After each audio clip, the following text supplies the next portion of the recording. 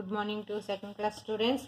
Today GK lesson aquatic plants. Aquatic means water plants.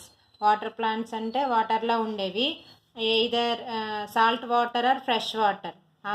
Only వాటర్లో ఉన్న ప్లాంట్స్ని మనం ఇక్కడ పిక్చర్ చూసి దాని నేమ్ చెప్తాను, జాగ్రత్తగా చదవండి. తర్వాత పిక్చర్ అబ్జర్వ్ చేసి మీరు కూడా నేమ్స్ గుర్తుపెట్టుకోండి. ఫస్ట్ పిక్చర్, ఇక్కడ పిక్చర్ చూడండి.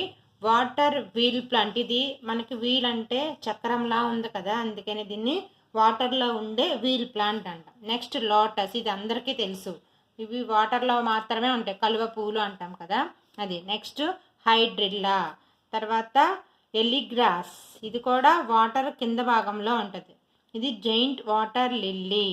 నెక్స్ట్ వాటర్ కాల్ట్రోప్, తర్వాత క్విల్వార్ట్, తర్వాత మార్సెలా, తర్వాత ఫ్యాన్ వోర్ట్. ఇవి అన్నీ కూడా వాటర్లోనే, either salt water or fresh వాటర్లోనే ఉంటాయి, కానీ డిఫరెంట్గా ఉన్నాయి కదా.